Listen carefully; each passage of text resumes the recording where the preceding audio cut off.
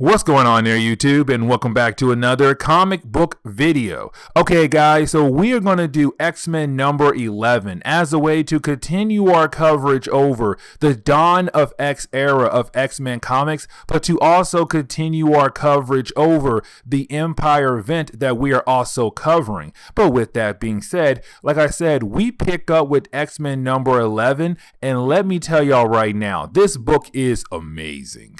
Like, Johnathan Hickman does an amazing job. Oh my gosh. Like, when it comes to Johnathan Hickman writing about villains, like when he writes a villain, he does an amazing job. And in this book right here, it's all about Magneto. Hickman did amazing work with this storyline. But with that being said, though, this is actually the last tie-in to the Empyre event for the X-Men, but also continuing the Dawn of X era of X-Men comics. Now, with that being said, though, this actually picks up after X-Men issue number 10. And with that, remember, at the end of X-Men number 10, we saw Gabriel Summers, the brother of Cyclops and Havoc, fight against a group of Catatis on the blue area of the moon. And he took most of them out. Now, when he did that, of course, after that, you had the Catatis go to their general and told their general about a certain island they want to take over. An island that could possibly help them win the war against the Kree in the Scrolls, and that island is no other than Krakoa. And so right now you have the Catatis going there to hopefully take over that island. And so getting into issue number X-Men 11, we actually pick up with the High Summoner of Arakko. Now remember, by this point in Marvel Comics, we still do not know much about the High Summoner at all. The only thing we do know is that he popped up when Arakko, the Living Island, popped up. Because remember, when it came to Arakko, it was another island that was a living being. And the reason why I say another island is because the island the mutants use right now, Krakoa, is also a living being. But on top of that, Krakoa and Arakko used to be together as one, and they were known as Orkara. But then somebody who was holding the Twilight Sword split the two islands into two, Krakoa and Arakko. And so ever since then, the two islands have been apart from one another. And the reason why, because Arakko was actually in a different dimension, but only recently came back to Earth. But as soon as it arrived back on Earth, it reconnected with Krakoa. Now, with that being said, the High Summoner of Arakko has been on Arakko this whole time. But when the two islands came together as one, the High Summoner stayed at the conversion point, and he just sat there for a very, very long time. And so you had the mutants kind of stay away from him because they have no idea what he could possibly do. But that is the moment we actually do see some mutants walk over to the High Summoner to play his game. Now, his game is very confusing and very weird. And honestly, I did not understand the point of this game. So if you do, please tell me in the comments below, because I really tried to understand what was the main point of this game. But really, the game to me seems like it's all about life and what the steps you take in your life could change your life for the betterment or for the worse.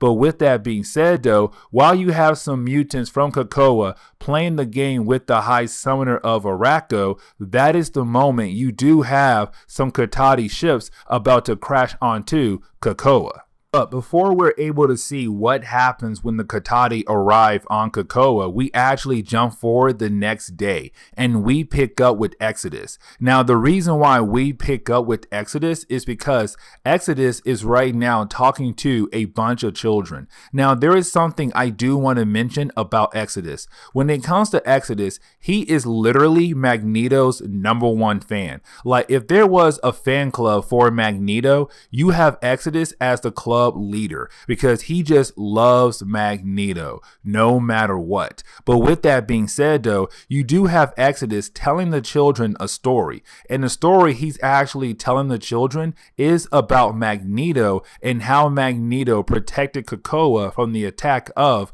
the Catatis. And so that is when we actually jump back in time to see how in the world Magneto was able to save Krakoa from the Catatis.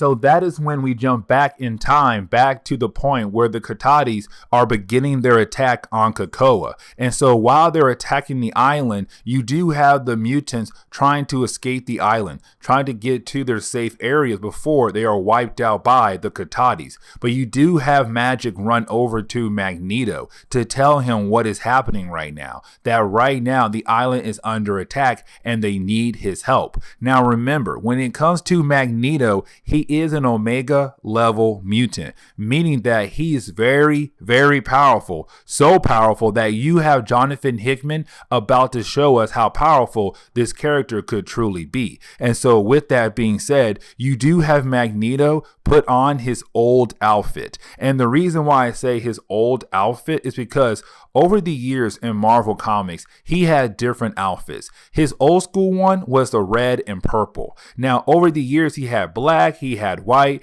and Johnathan Hickman actually introduced the white outfit that a lot of fans care for. But right now, you have Magneto putting on his classic X-Men outfit. And with him doing that, you have him say, you know what? It's time for me to get my hands dirty. It's time for me to protect my island. It's time for me to protect my race from this attack of aliens who are trying to wipe us out.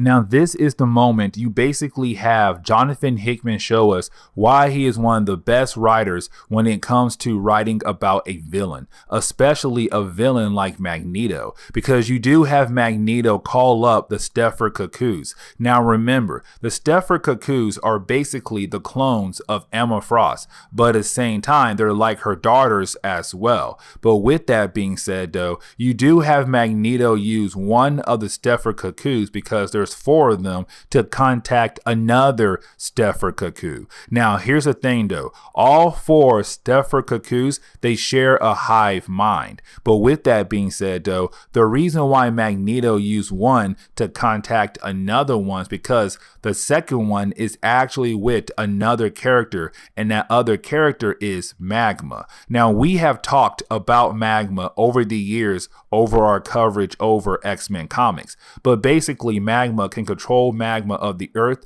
and also control the crust of the earth as well. Now, with that being said though, the reason why Magneto is calling up Magma is because they have been talking about Magma finding a volcano line in the earth or underneath the island of Krakoa, and to hopefully use a volcano line to make a volcano come out of the ocean if they ever need to use the magma of the volcano to help them win a battle.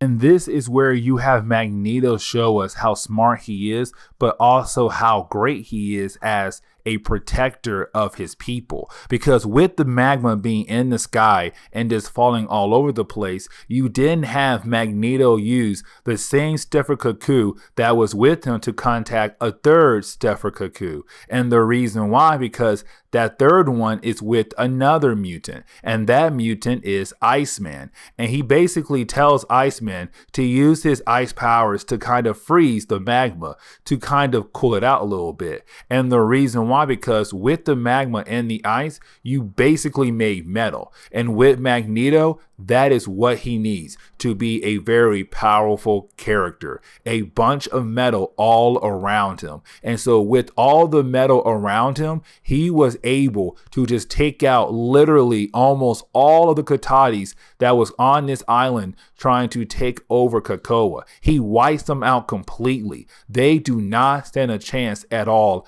against Magneto. And so it comes down to Magneto and literally the leader of this group of Katatis that was trying to take over Krakoa.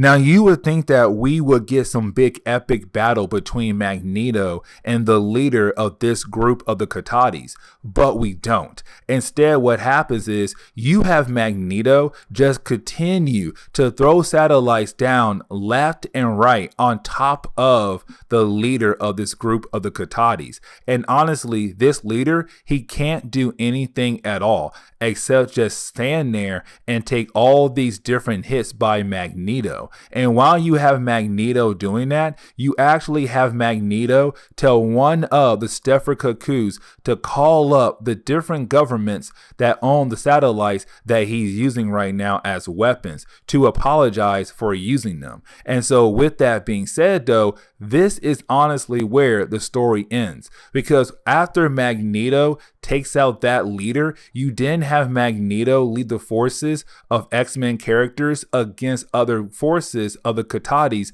that are trying to attack Krakoa as well. But while they're doing that, you have Exodus in the present day telling us this story to prove that, one, he really does love Magneto, and two, how powerful Magneto is. And honestly, three, to prove that Magneto will do anything to protect the mutant race. But with that being said, this is where we are going to end today's comic book video. So please leave me a like down below and subscribe. Also, if you have any suggestions on books I should read, well, please let me know in the comments below, because you never know, your suggestion could be a future video down the road. But guys, I'll see y'all next time. Later.